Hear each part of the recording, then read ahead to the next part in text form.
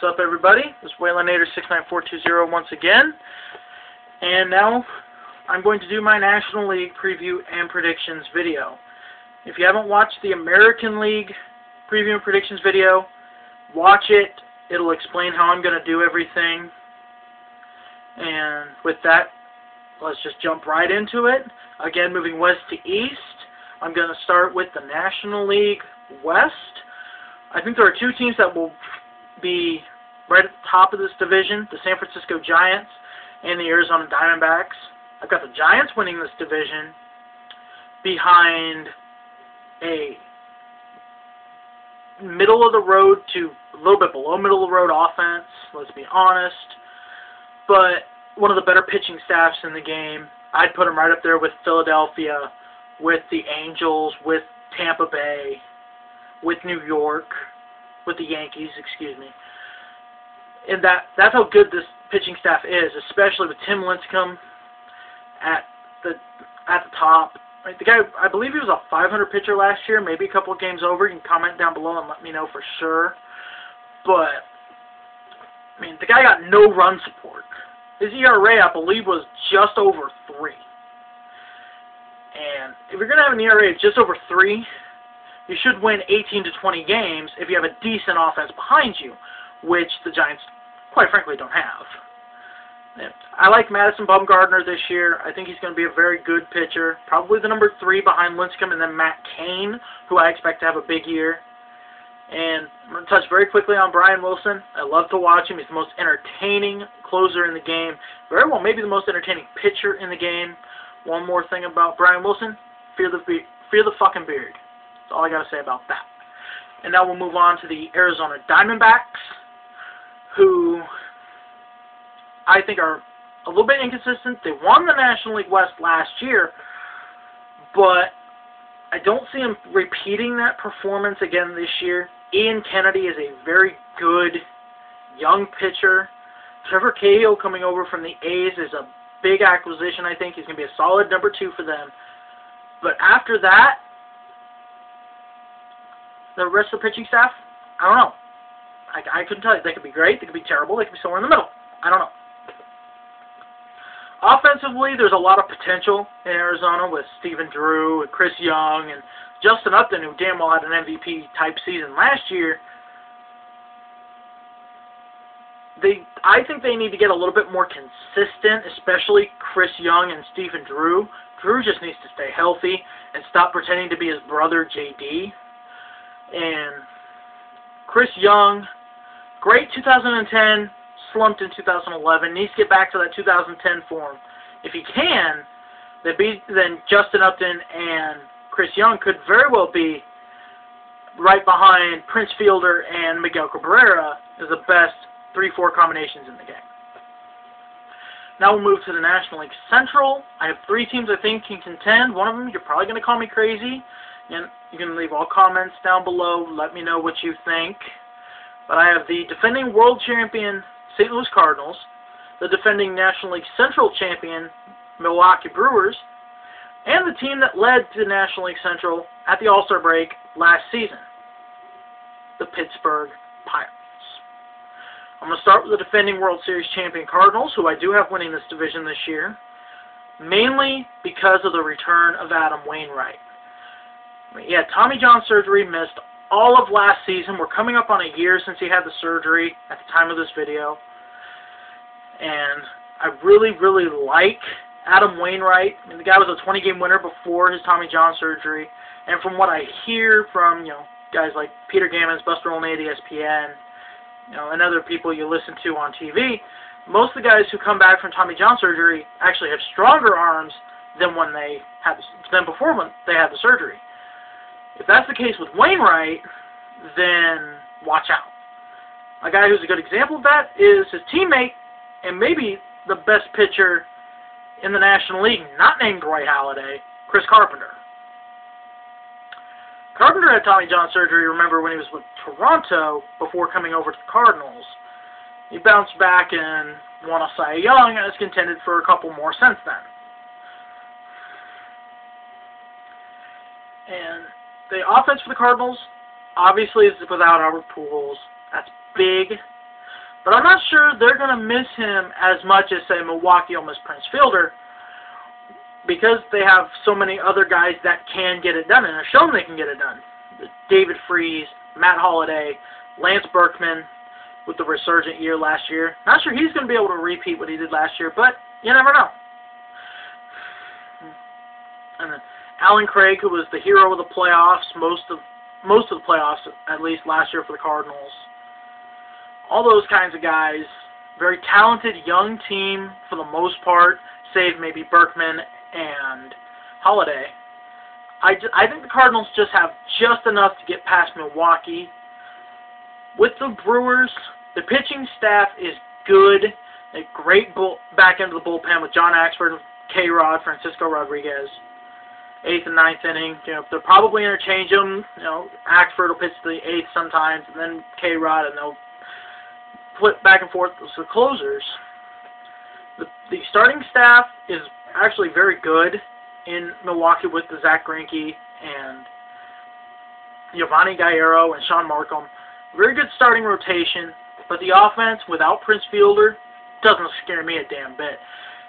Especially if Ryan Braun loses his appeal and he's going to miss the first 50 games of the season with that drug suspension. If Braun's out those first 50 games, the Brewers, I don't think, will contend at all. Just because he means that much to that team without Prince Fielder. Ryan Braun was last year's National League MVP. But was that because of roids? I guess we'll find out. But Prince Fielder helped make Ryan Braun Ryan Braun. And my opinion, that's where the Brewers are going to fall into some trouble. And why I don't think they'll repeat as division champion. And now we get to the Pittsburgh Pirates. The Pirates are a very good young team. They got Joel Hanrahan as their closer. He came out of nowhere to be a 40-save guy last year. Was absolutely phenomenal. Got some good young starting pitchers. Rumor has it they may acquire A.J. Burnett from the Yankees. If I'm the Pirates, I don't do that because A.J. Burnett is a little too inconsistent. That, and he's not not in the form he was when he was with the Marlins. So, I don't know. I wouldn't do it if I were the Pirates. But if they do it, and Burnett can stay healthy, that is a bolster to a already pretty good starting rotation. The offense for the Pirates is I think that we're due for breakout years from Neil Walker and Andrew McCutchen, but I don't know if those two guys would be enough. I don't think so. But we'll go ahead and say this. I'll have the standings down below just like I did for the American League to prove this, but I do think the 20-year streak of losing seasons is over in Pittsburgh in 2012. And now we'll move on to what I think will be the best division in all of baseball this year, the National League East. I could very well have 4 of these 5 teams contend. I'm going to limit it to 3. Sorry, Nationals fans. I really do like the Nationals this year, and if they win this division, I will not be shocked. But I'm trying to keep it a little bit shorter, so I'm going to go with just the Philadelphia Phillies, the Atlanta Braves, and the Miami Marlins. Starting with the Phillies, right now, best rotation in baseball. Roy Halladay, Cliff Lee, both, I think, are top 5 in-the-game pitchers, along with Justin Verlander, Tim Lincecum, and insert number 5 here. I don't really care who you... Comment down below who you think the 5th best pitcher in the game is. I will go Chris Carpenter, but you can let me know down below who you would put in that 5th slot behind Verlander, Halladay, Lee, and Lincecum. Anyways, those two guys are Halladay and Lee are the foundation of a very good starting rotation. A couple of really good young pitchers in Vance Worley and Kyle Kendrick. I like those two guys. Sucks that my favorite team has to play them so many times, but I guess I have to live with it. That's part of being in the National League East. Jonathan Papelbon moving over from the Red Sox to the Phillies, I think, was big. Brad Lidge, a little bit inconsistent his last couple of years, ever since he went perfect when the Phillies won the World Series. So I think Papelbon's a good replacement. The offense for Philadelphia does not scare me. It really doesn't. Ryan Howard scares me. Chase Utley when healthy scares me. The other 7 guys, garbage. And now we'll move on to, I mentioned my favorite team plays in the National League East. Here they are, the Atlanta Braves. The Braves, I think, are right up there with the Rays in terms of best young pitching staffs in the game, with Tommy Hanson and Jair Jurgens and Mike Minor and Johnny Venters and Craig Kimbrell. Those 5 guys are phenomenal young talents, all of them. It's keeping them healthy, especially Jurgens and Hanson. Get those guys healthy for a full season, and the Braves will be a wild card team. I have them as a wild card team because I think they will stay healthy. Kimbrell and Venters, best 8th, 9th inning combination in the game last year. I won't be surprised if it happens again in 2012. Offensively for Atlanta, it's a bounce back year. Let's be honest. Dan Uggla had a terrible year with his batting average. He's going to get that back up, I think. Jason Hayward fell off the face of the fucking earth. I think he'll be back. Brian McCann, I think, will be better than he was the last couple of years. Could be the catching wearing out his knees. Who knows? Martin Prado, I think, will be able to stay healthy and contribute like he did in 2010 when he was an all-star. And I love Freddie Freeman at first base.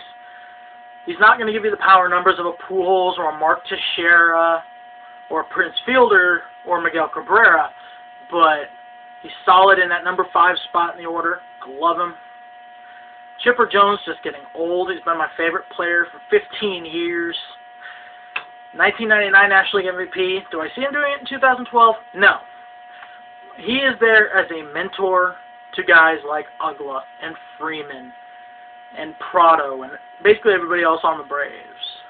I do have the Braves as a wild card team because I love the pitching. I think the offense will bounce back. I won't be surprised if the Braves win this division. I don't have them doing it, but again, I won't be shocked if it happens. And now my third and final team in the National League East is the Miami Marlins. They made, in my opinion, the biggest splash in the offseason. They signed a ton of big names. Heath Bell, Mark Burley, Carlos Zambrano, Jose Reyes, just to name a few.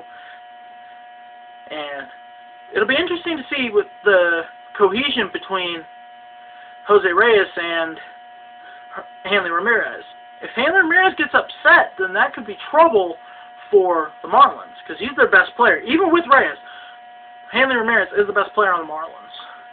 And I think it'll be fine.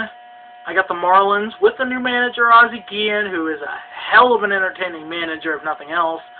I got them making the playoffs as the other wild card with the Braves. I just think the Marlins are due for a big year this year. Too many big-name acquisitions. I mean, now you've got one of the better 1-2 punches in the game in the top of the rotation with Mark Burley and Josh Johnson. If Carlos Zambrano can, keep his temper down here instead of up to Mars, he'll be fine. He's still a very good pitcher. Alright, so a very quick recap here. The National League Western Division champions are the San Francisco Giants. The National League Central Division champions are the St. Louis Cardinals. National League Eastern Division champions are the Philadelphia Phillies. And then my 2 wildcard teams are the Atlanta Braves and the Miami Marlins. I'm going to tune into my next video, which will be a playoff preview / predictions and postseason awards video. Waylander69420 signing out. Hasta la vista, bitches.